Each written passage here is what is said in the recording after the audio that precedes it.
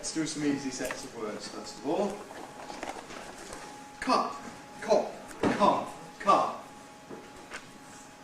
Cup, cop, car, car.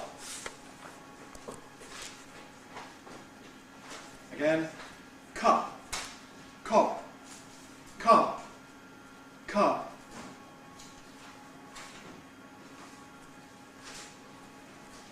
Again, cup, cop, car, car.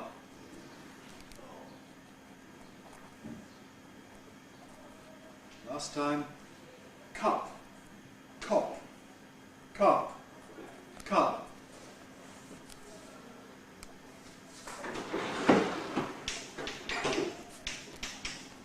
Cup,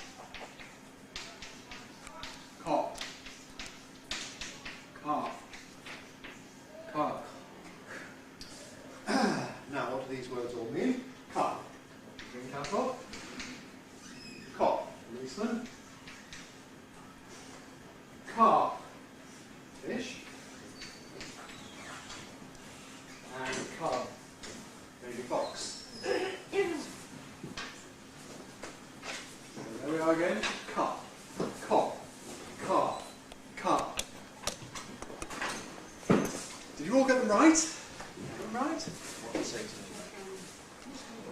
Ah, cub. With a button at the end. Cub, cub. Yeah. I didn't hear the final thing. Did you hear nothing or something else? Sure. Cub. It was cub, cub, cub. It would come together, cub. With this final devoicing, of course, it's not fully voiced, not cub, but cub. Should we compare A and D? Cup, cub, cup, cub. Which is this? A or D? Cub. D. Cup. A. Cup. A. Cup. A. Cub. B. Car, car, car, car. Perhaps C and A are more comparable. Car, car, car, car, car, car. There is, of course, the problem that cart is what the Americans say car. So there's a British-American problem here. You have to have a frame of reference. So what would the Americans say? In American English, this is car, car, car, car. Car. Car. Americans pronounce the R on the O. We can do ear training in American English if you prefer, but I'm in British mode today. Let's try another set. Sun, sun, summer, sun. Again. Sun, sun, summer, sun.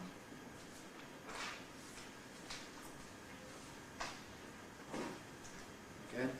Sun, sun, summer, sun.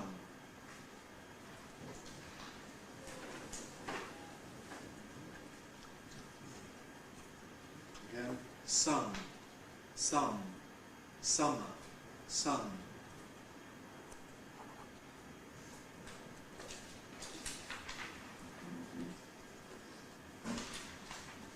Last time. Sun, sun, summer, sun.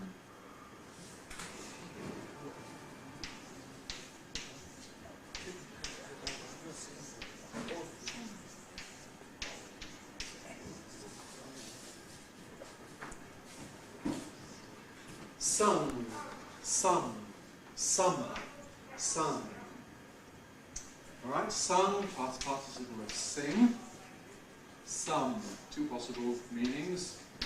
What you get when you add things up, or the strong form of that. Sun. Summer, season. Sun, either a thing that shines, or child male. Sun, sun, summer, sun. Okay. I know those final nasals are tricky both for Japanese and for Spanish speakers. A and D. Sun. A and D. Sun. Sun. Sun. Sun. Sun. Sun. Sun. Sun. Sun. Sun. Well, sun is easy. You can see it. You can see the lips. Sun. These ones you can't see the lips, but they are different. Some, some.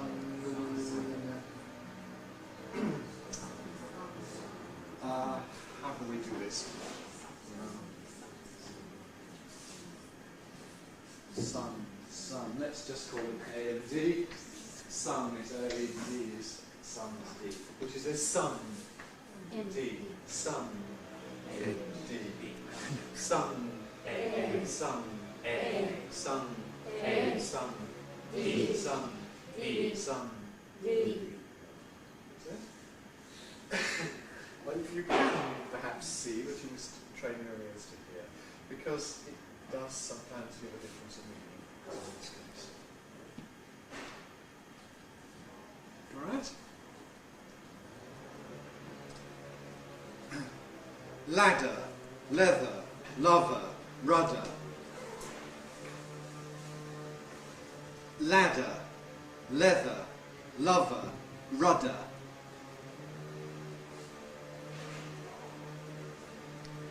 Again, ladder, leather, lover, rudder. Perhaps I'll close the windows.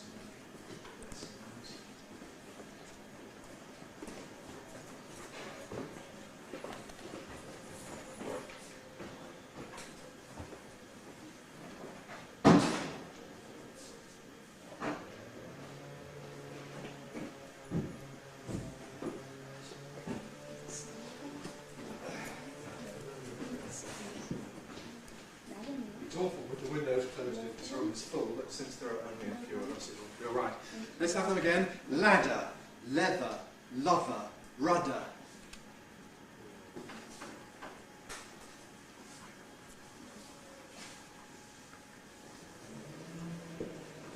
So we started with ladder.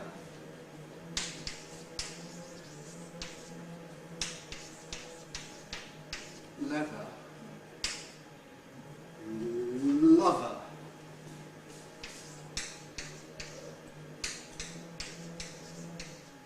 And rudder.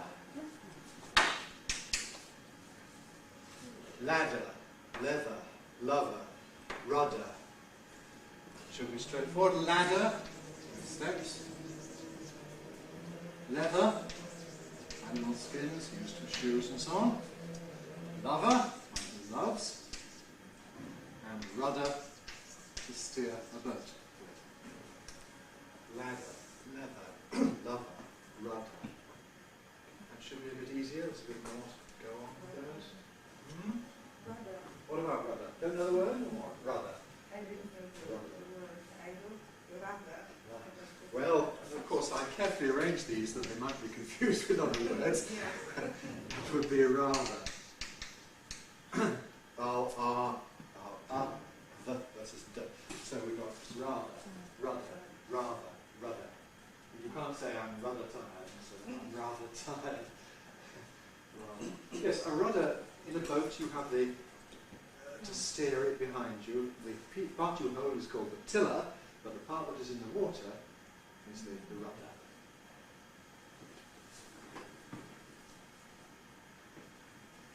Anything else with those? Well, you don't have this word in English vocabulary, but I just heard that in C, it is a V. I heard rather.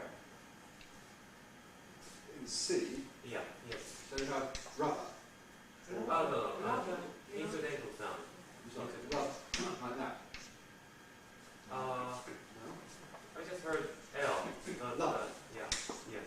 Lover. Okay, yes. Well, these do sound very similar, of course. Lover, but you can always use the visual cues. As we shall see tomorrow, one of the characteristics of Cockney is changing the verb, saying brother instead of brother, which is explained by the fact that they sound very similar. Good. Anything else?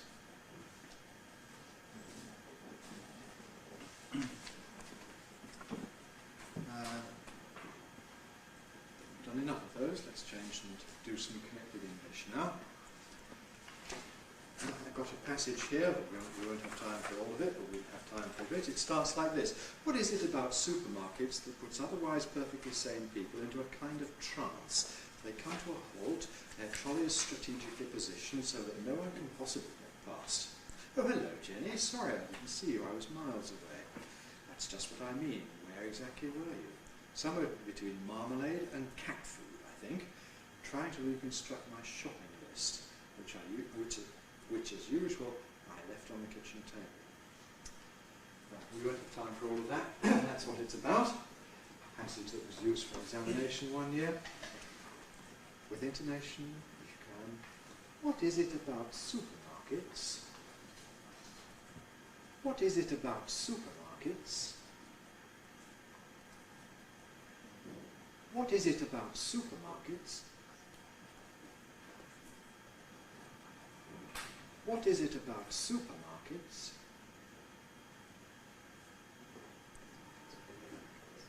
What is it about supermarkets?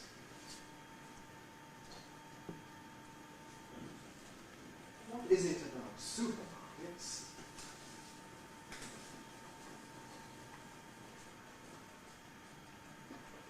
What is it about supermarkets that puts otherwise perfectly sane people, otherwise perfectly sane people,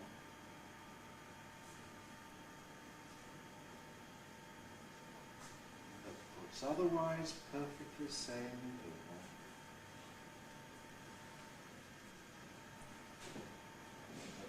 otherwise perfectly sane people,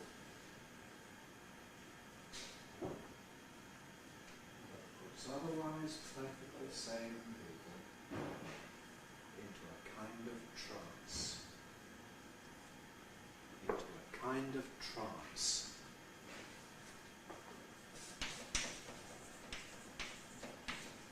Into a kind of trance. Into a kind of trance.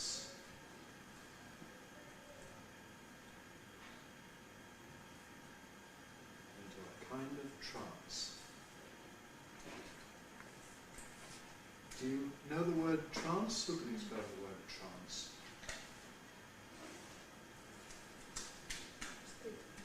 Kind of mind, state of mind, what kind of a state of mind? Not exactly mad, but it suggests that you're not paying complete attention to what's going on, you're lost in some distraction, some spiritual world or whatever. All right, let's go through this. What is it about supermarkets? Segments first.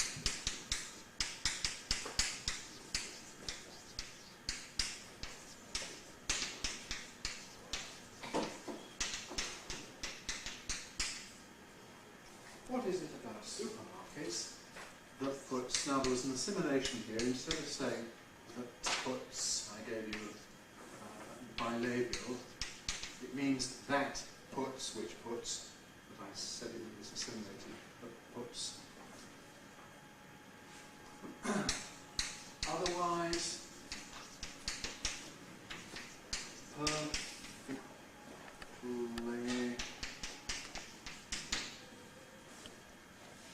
sane. Now I meant sane people, people in good mental health, but again there was an assimilation.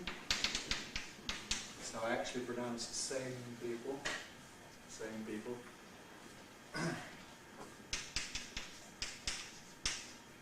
into a kind of trance. Alright, there are the vowels and consonants. Let's first of all check up on them. Any problems with the vowels and consonants? What is it about supermarkets that puts otherwise perfectly sane people into a kind of trance? Tell me about your problems. Supermarkets. What did you have there? You had supermarkets, did you? So? Yes. That's an alternative pronunciation. Some people say supermarket, others say supermarket. In my survey of pronunciation preferences, this was highly age-related. The younger you are, the more likely in your English to say super. The older you are, the more likely to say super. So that's the difference. You must listen to what I actually dictated, and I dictated supermarkets. Supermarket, yes? When I put T between K and L. Yes, perfectly. Well, that's an elision, isn't it? It can be said, of course, with the T perfectly, perfectly, perfectly. But I left it out and said perfectly, perfectly. Is it there, yes or no, if I say perfectly? No. No, perfectly. Yes. Perfectly. Yes. Perfectly. No. Perfectly. No. Perfectly. No. Perfectly. Yes. So it's just a matter of listening carefully. Obviously doesn't make any difference to the meaning. This is just an exercise in paying good phonetic attention. Yes. Anything else? Any other things to ask about? Well, some of you maybe, but I just heard we just write A instead of I in the supermarket. Supermarket. You wrote A. Yeah. That's yeah, just yeah, wrong. I see. That would be market. But it's not pronounced market, it's pronounced market. In fact, the ordinary word market, you might care to note, is a complete homophone of what shall I do with this exam script? Market. They sound absolutely identical. Market. Market. Compare also packet. If you have a packet of cigarettes or something, compare that with what shall I do to my luggage? Packet. Absolutely identical. Packet. Market.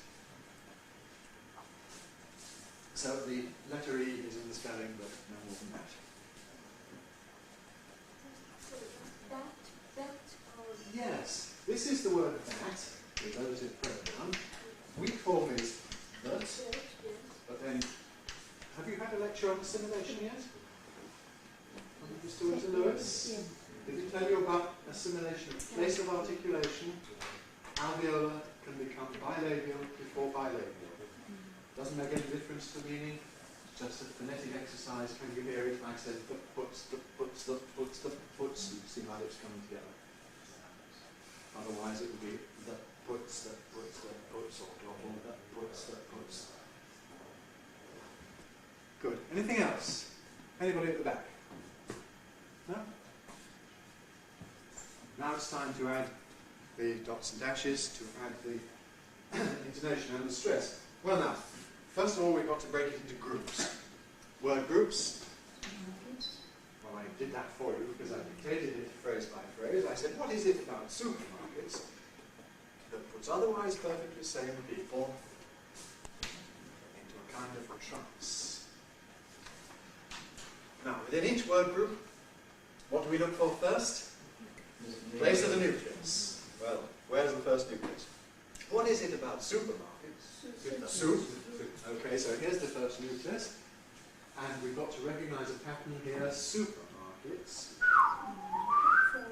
All rise, goes down and comes up again. Notice how it comes up again on the markets, which of course is a tertiary stress, so-called a post-tonic stress. Supermarkets. Compound. Now, have we got a head here? If so, where's the onset? What is it about? What? No, what is not the onset? What is it about? Yes, that's a bit misleading. This was a falling head. What was a high head? What was said unstressed? I didn't say, what is it about? I said, what is it about? What is it about? And this is again an idiom, this is what we do. What is it with you? What is the matter? What is the trouble? What is it about supermarkets? We stress the is. What is it about supermarkets? You could not stress there, I didn't really intend one. Alright, going on. That puts otherwise perfectly sane people. Where's the nucleus? That puts otherwise, no, otherwise is the head, the onset of the head. That puts otherwise perfectly sane people. People, low rise, people. Now, what kind of a head was it? That puts otherwise perfectly sane. Da, da, da. High, stepping head. No prefix for it. That puts otherwise perfectly sane people into a kind of trance. Into a kind of trance. Where's the nucleus? Trance. What is it? Trance. No form.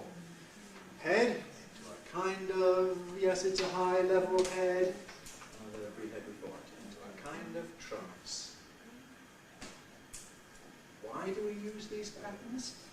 Why do we have the fall rise? First of all, well, because it's not final.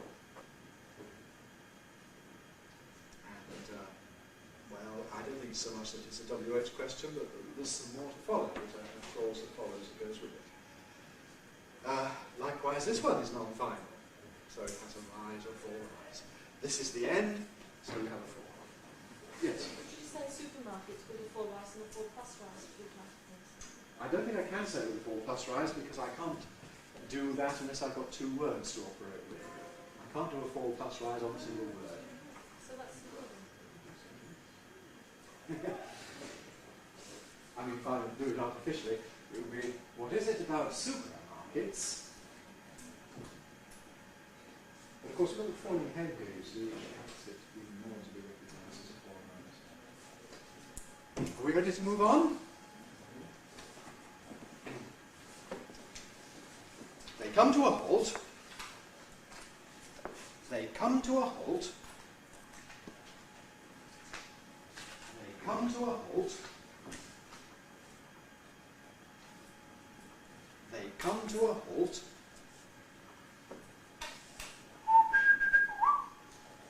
They come to a halt. Their trolleys strategically positioned. Their trolleys strategically positioned. Their trolleys strategically positioned. Their trolleys strategically positioned. Their trolleys strategically positioned.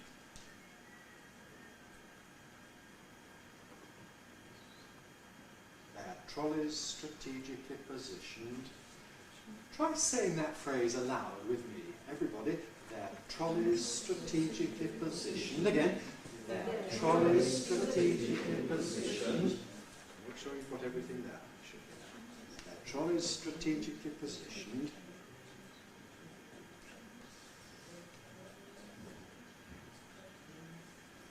Am I saying strategically? No, I'm not. I'm saying strategically,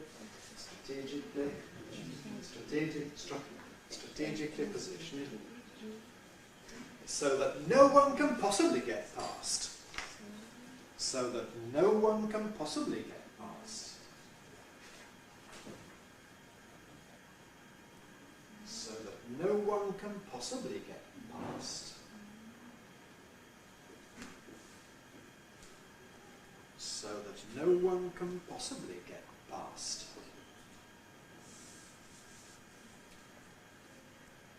So that no one can possibly get past.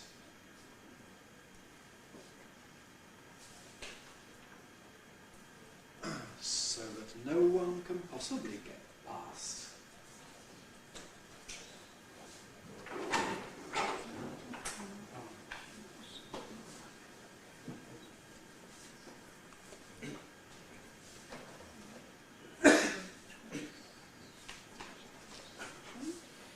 So that no one can possibly get past.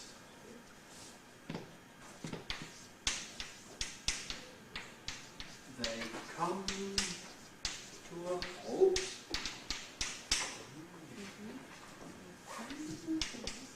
Their trolleys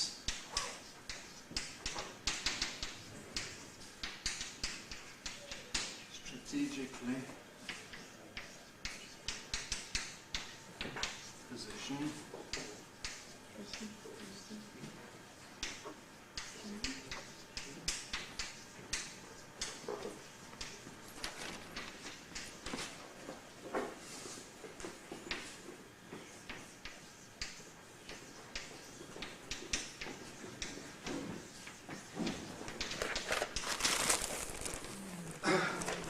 Now, I caught myself being inconsistent about this vowel. I sometimes say possibly and sometimes possibly, so we can count both of those as correct.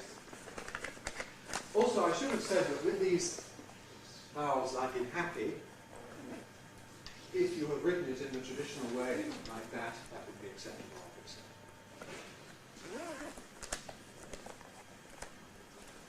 Now, they come to a halt. Again, if you've written up here, that's the traditional way to write it.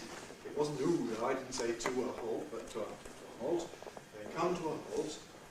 Their trolleys strategically positioned. What's a trolley, in a sense? It's what you push around the supermarket. What the Americans call it? What do you push around an American supermarket? Cart. But in Britain we push around a trolley. It's one of these vocabulary differences. Their trolley is strategically positioned. The thing that the Americans call a trolley, what would we call that in Britain? A tram. A tram. Yes. A tram that goes on the street, like the Americans call a streetcar, they also call it a trolley. And if you go to San Diego, for example, you can take a trolley down to the Mexican border. Clang, clang, clang went the trolley, whatever it is. Yes, it's called a tram in British. So that no one can possibly get past. Some more assimilations here. No one, assimilated to no one with worker, get past, assimilated to get past. Oh, can, of course, yes. We call them assimilated to come before it be possibly. So these assimilations, as I say, are not crucial from the point of view of understanding, but it's a matter of demonstrating that you're listening carefully and keenly. How about trolleys and specifically? What about trolleys? Isn't it possible to get assimilation there? Of what? The S. It's very difficult, isn't it? You wanted to write this with an S. Yes. Well, I have some sympathy with it, but I think it's a D voice leaning Z, really. It's very difficult to detect the difference. Trolleys, as against trolleys. We do have one or two words ending in an S sound. For example, service.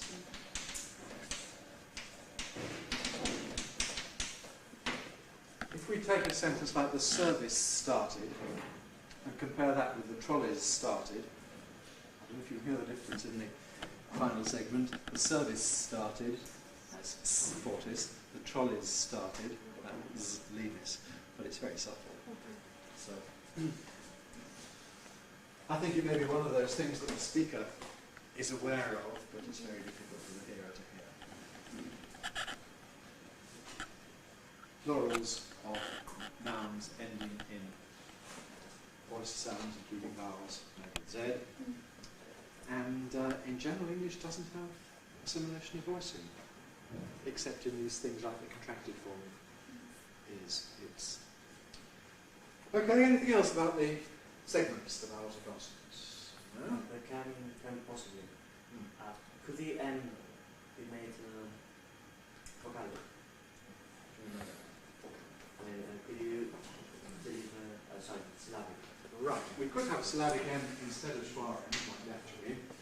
It would sound like this. No one can possibly, no one can possibly, but I said no one can. It's a bit awkward, you see, after this cluster of consonants. So I wouldn't expect that. Not there. In other contexts, yes. Right? Right, intonation then. They come to a halt. They come to a halt. Where's the nucleus? They come to a halt. Halt. What is it? Halt. No rise.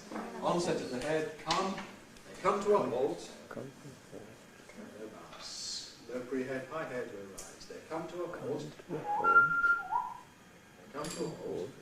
They come to a halt. Very characteristic pattern of British English. They come to a halt. The Americans don't do it very much. We do. Their trolleys strategically positioned, nucleus. Trolleys strategically positioned. Same pattern again.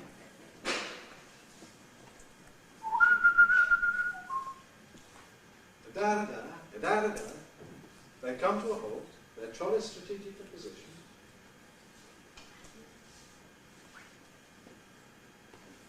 So that no one can, what did I say? Possibly get past. Where's the nucleus? So that no one can possibly get past.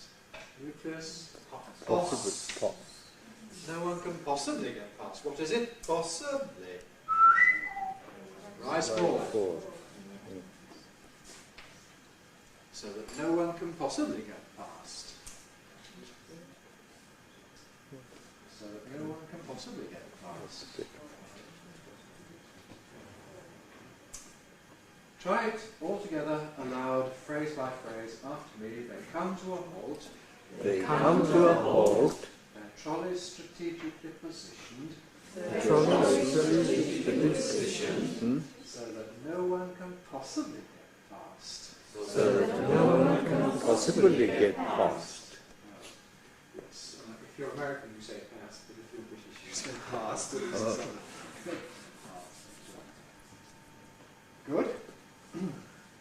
Well, perhaps we can leave that and turn to our third activity, which is foreigners' mispronunciations, wasn't it? Everybody's health and cooperation.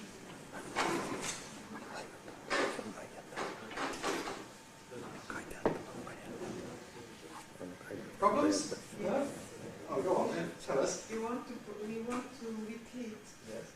No, Strategically positioned. Well, I can't pronounce it very well. Strategically.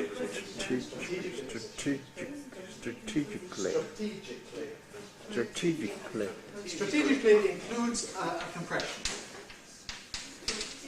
We should talk about it perhaps because it's really basically strategically. Okay? Only becomes li. Compression gives us li. Strategically. And that happens all equally.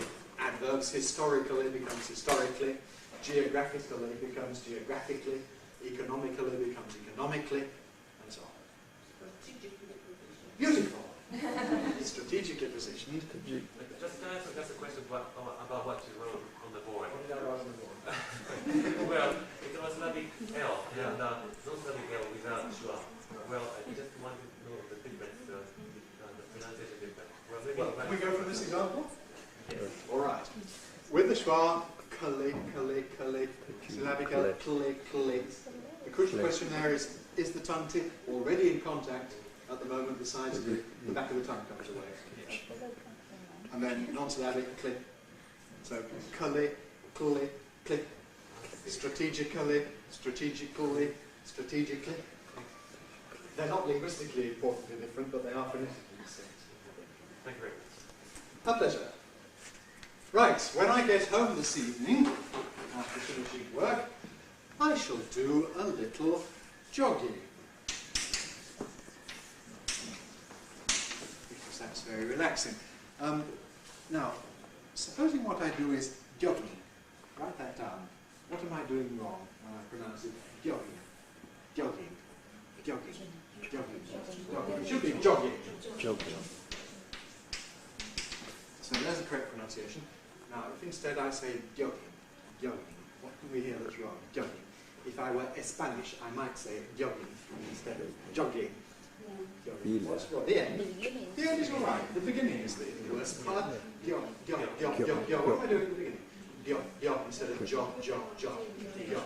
I'm doing D and a semivowel. It's rather like we commonly use in the word like duty. Alright? Job. Anything else? If I correct that, I'm left with jogging. Is that alright? Jogging. Not quite. What else is wrong? Jogging. The g sound. What's wrong with the g sound? Should be jogging. Should be plosive. And what am I doing instead? Jogging. Fricative. Some of you may know this, some of you may not, but if you don't make the closure complete, you get just aga. That's a voiced velar fricative. And, well, it sounds drunk in English. It's one of the characteristics of drunken speech to have plosives replaced by fricative. So you say, mine's bigger instead of mine's bigger. bigger. Jogging. All right. All of those things together give us how it should be and how it should not be said. Jogging.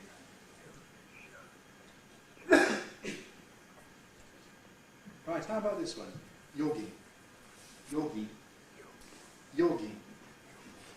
Yogi. Yogi. Yogi. Yogi. What about the first consonant? Is that all right? No, what am I using? Semi-vowel. Powerful, approximate. Semi-vowel. How about the vowel? Yo. No, the vowel is too close. Long O instead of short O. Yogi. The gut is okay. What about the end? Ging. Instead of ging. Nasalized. Right. So instead of vowel plus nasal, I'm doing a nasalized vowel. Again, depending on how much phonetics you've done, you may or may not know about these things, but observe it. So that will give us yogi. It should be jogging. Right. How do Norwegians say it? Who's going to go? Yogi. Yogging. Again? Yogging. How different is that from English? Say it again. Yogging. Which part of it? The beginning, the middle, or the end? Is different. The beginning. And it's precisely this difference, isn't it?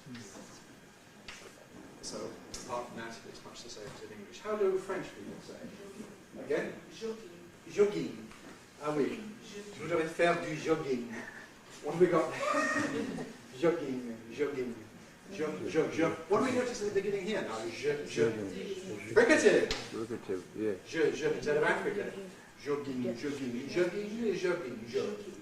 French O, which is a bit sort of centralized compared with English. Jogging. And a vowel that's too tense. Jogging. And perhaps a bit of an off-glide. Jogging. Yes. And in Spanish? Again? Yogi. That's very nice and easy, isn't it? Something like that. Yogi. Vietnamese? Shopping. Again? Shopping. Jogging. Beginning? Some sort of Jogging. diphthong. Jo. Something like that. Jogging. Yes, and a clear sort of syllable break there, which is a different rhythm from the English jogging. Good. German? Shocking. Again? Shocking. That's shocking. Sounds like Ja. Ich möchte ein bisschen shocking machen. Shocking. So we start with sh now, don't we? Shocking. And then a German obviously got, not all that different from the English one. Shocking, what's this? Good, possible. Good. Turn for the Japanese now. Who's going to offer us one? Jogging. That's not too far off, is it? It's sort of Japanese j, not quite as dark as English j. Jogging. Yes. Okay, not too difficult, is it? What's the difference between the O, the circle that you just made, and the short op? Well, let me demonstrate it by comparing the English word God and the German word Gott. English God. German Gott. If I'm accurate. Not a great difference. The main thing is the English one stands in relationship to an or. You have to note the difference between the qualities. The German one is really more like the English short one, I think, than it is like the English long or. But phonetically it is intermediate between them. Good. Anybody's language left out? So now just all say jogging beautifully. Jogging.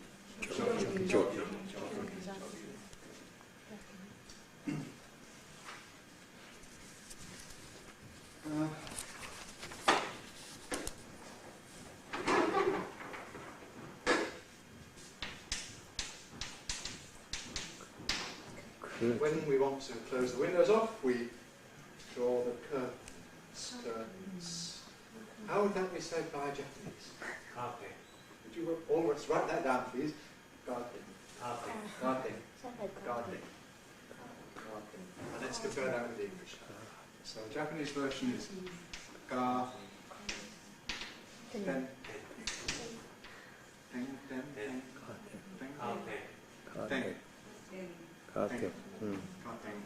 or even deng. Some kind of a vague nasal at the end, not quite the same as an N. English, k. Curtain. Curtain.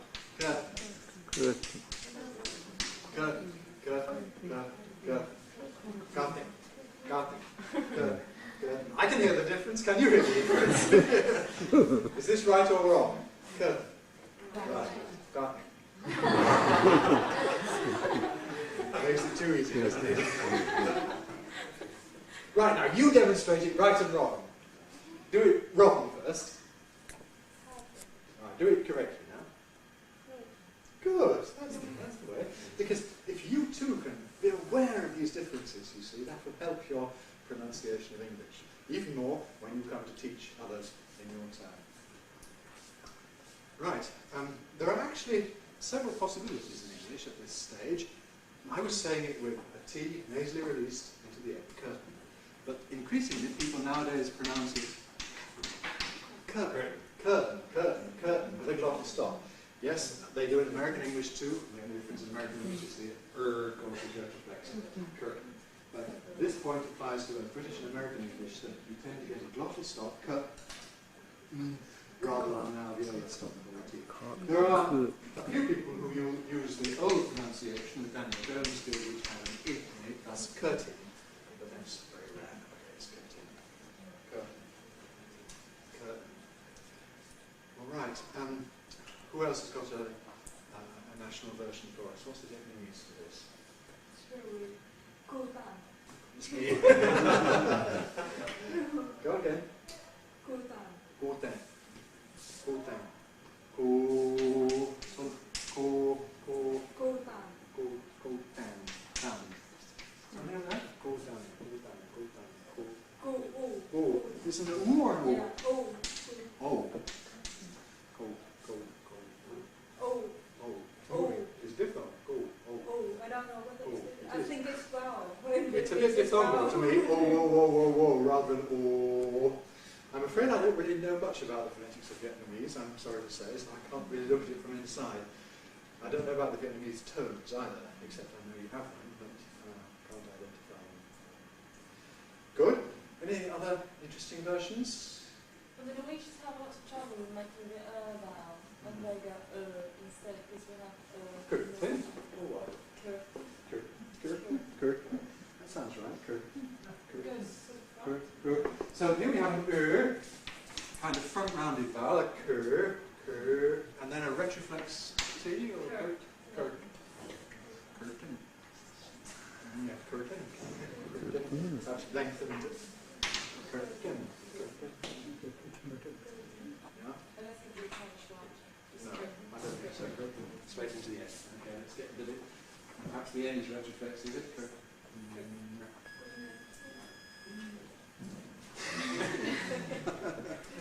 So back as these people in concerts when it comes to 3 o'clock and their watches all go. Any other versions of curtain of interest to us? What does Spanish say? Curtain. Oh, curtain. All right. So what about curtain?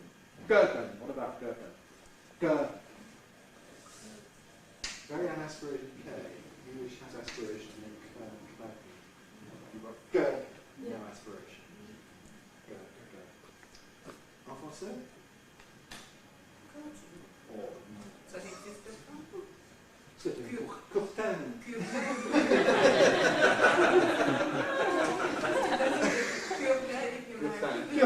Courtaine, yes. It all depends how much English you know, obviously. Yes. Now, notice that I'm not necessarily criticizing what happens to English loanwords in your language, because that's up to you what you do with English loanwords in your language, just as we distort, in many cases, words from your language when they come into English. But it's also helpful to look at that, because that gives you some kind of an idea of what is special and different about English phonetics compared with your own language. So let's think of some words from your languages and see what happens to them when they come into English. Now, one of the words that everybody who goes to Spain knows about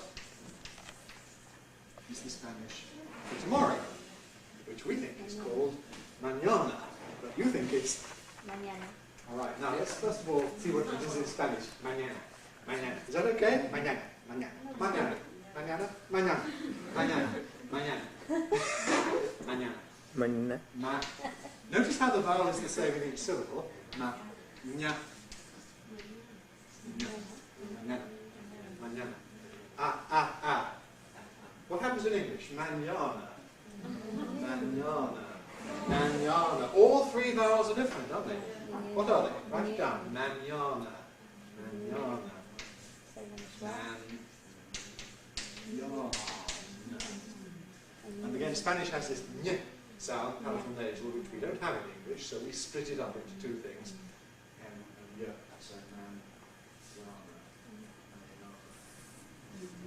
So this is a problem in both directions, you see. For Spaniards learning English, you've got to learn to make these differences among vowels that all sound like ah. When English people learn Spanish, we have to learn not to make all these differences in vowels, but to make them all ah in the same way. So what about the word Saigon in Vietnamese? We have Saigon here, the British say Saigon. We're supposed to say Ho Chi Minh City, I believe, these days. We say Saigon, yes. Saigon. We say Saigon. And you've got shy, Saigon. retroflex, shy, Gone. gone. Gone. Sounds like gone. Saigon. Saigon. Saigon. Saigon. Saigon. Yes, good. Have we borrowed any words from Norwegian? Tell me something. What a good idea. Yes. Now, I'll tell you an interesting thing about ski. In 1935, this was a new word in British English, and the BBC had an advisory committee, and this committee issued advice as to how this word should be pronounced, and they said it ought to be she. It was supposed to go she. And I'm afraid what that demonstrates is how little influence advisory committees of the BBC have, because of course we speak of it ski. Everyone says ski, but in Norwegian it's she. No, no, she. Do it. She. Say that. You do it. She. Is that just like an English? No, not really. No. It's usually reckoned to be a bit clearer in resonance. She, something like that? No? You think it's the same as English, do you? She. Okay. If I do it with English, it's she. Is that alright? She. Is that okay in Norwegian? She. Oh well. Let's accept it. If we do it with a Japanese sh, how does it sound? She. Would that be alright in Norwegian? Louder? Yes. That's alright too. Because, you know, we usually think of the difference between English sh and Japanese sh as being reflected in these two symbols, how much alveolar, powerful. It's not a great difference, but it is a bit.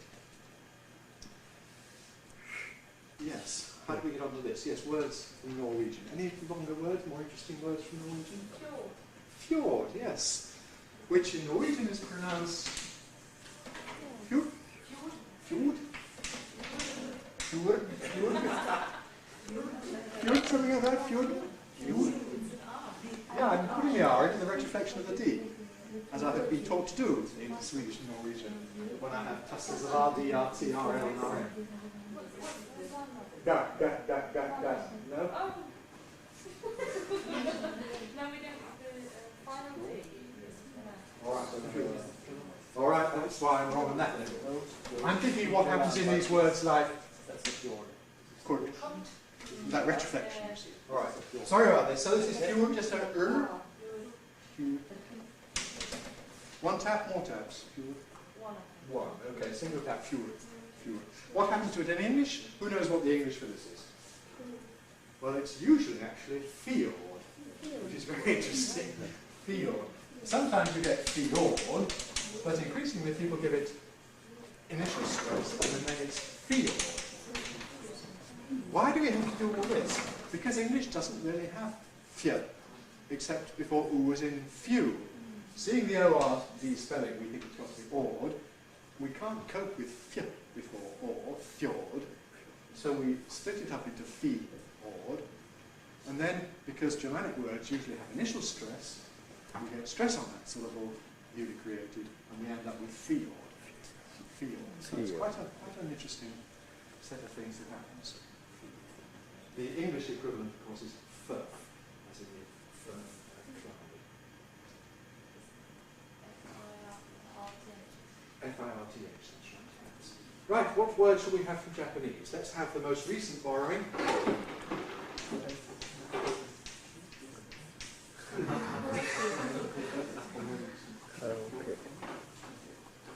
All right, let's hear an authentic Japanese pronunciation. Karaoke. Write it down, please, in phonetic symbols. Go on, again. Karaoke. Karaoke. Karaoke. Karaoke. Ka. Ra. Or is it la? You never know. Or. Okay. Karaoke. Step up at that point. Karaoke. Well, I'm not joking about You're on the wrong place. Who's from an authentic place? Who's from Tokyo? Karaoke.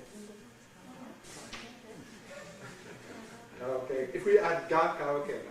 Karaoke na. All right, ga. So that's where the step now. Right. So that's the Japanese pronunciation. What do we call it in English? Karaoke.